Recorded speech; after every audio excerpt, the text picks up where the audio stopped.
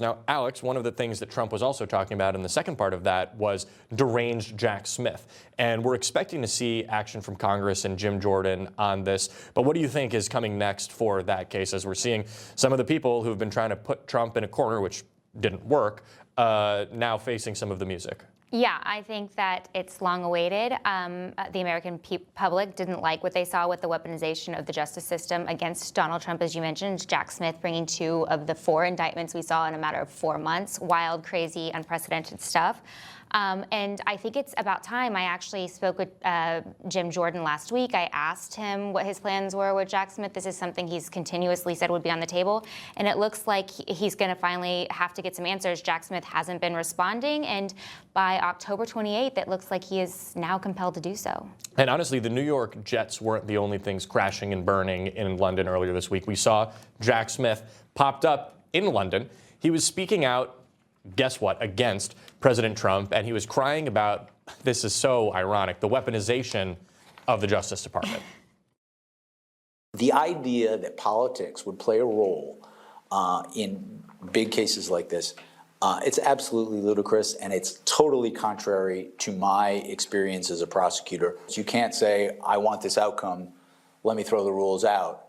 That's why, frankly, you see all these conflicts between the career apolitical prosecutors I worked with, because they're being asked to do things that they think are wrong, and because they're not political people, they're not going to do them.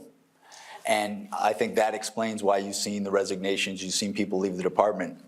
It's not because they're enemies of one administration or the next. They've worked through decades for different administrations. It's just they've been doing things apolitically forever. And when they're told, no, you got to get this outcome no matter what, that is so contrary to how we were all raised as prosecutors. The problem is not prosecuting high officials who did something wrong when you do it according to the processes of law in your country. It's the retaliation. That's the problem. And that's the thing that we should be preventing.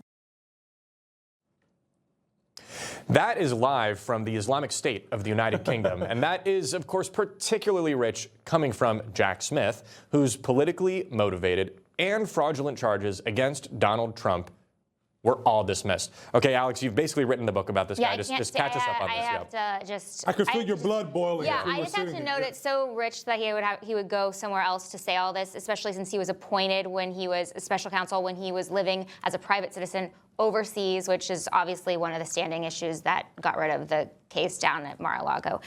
But we'll leave that there. Okay, so the letter from Jim Jordan notes that it found that under Jack Smith's watch, there was an attempt to improperly pressure defense counsel with the promise of political patronage, and also manipulated key evidence in the investigation.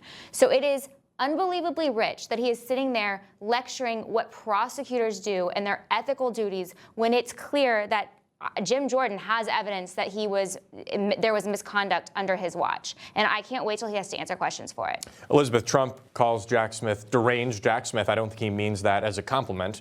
What do you expect in your dealings with the White House to come of this case, potentially against Jack Smith himself? President Trump said last week Jack Smith was caught with his hand in the cookie jar, and that's absolutely true here. Some other things that have come up about him lately is that under his watch, the FBI was tapping the phones and spying on 8 conservative senators. And in addition to that, we, of course, have talked a lot about the spying on conservative Christians, on Catholics, on pro-lifers, and even on school board parents. And so we know there's a long history of this, and I know this is something the Trump administration takes extremely seriously.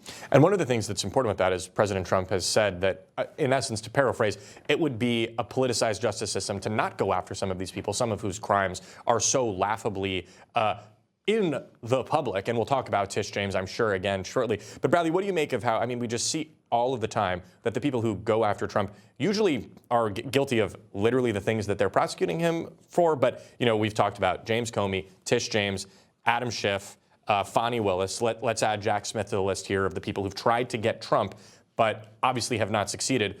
What do you make of that whole situation? Yeah, it's so often we find out it's just one big game of projection, isn't it? And that's because the Democratic Party are so they're not very creative when they're thinking of the type of malfeasance that their enemies are actually engaged in, possibly because they're too busy engaged in corruption of their own. They don't have much time for creativity when you're on the board of Burisma. But I love how, people have called the president Teflon Don. I love how he navigates these situations and makes it so toxic for these individuals to throw out the rule book in order to get him. I think the president's absolutely right in saying, no, the only way that we are going to restore trust in these institutions is to acknowledge the political biases and political nature of our justice system, right? This is all, the law is attached to politics and justice is attached to politics, and pretending, like Jack Smith does, that everything is apolitical is laughable. Yeah. The Department of Justice is under the purview of the President of the United States and the executive branch for a reason, and any denial of that is just progressive nonsense. He loves the Constitution. He fights for what's right. He hates the bad guys. He's a freedom warrior. He's your freedom warrior. Watch Carl Higbie every weekday on Newsmax.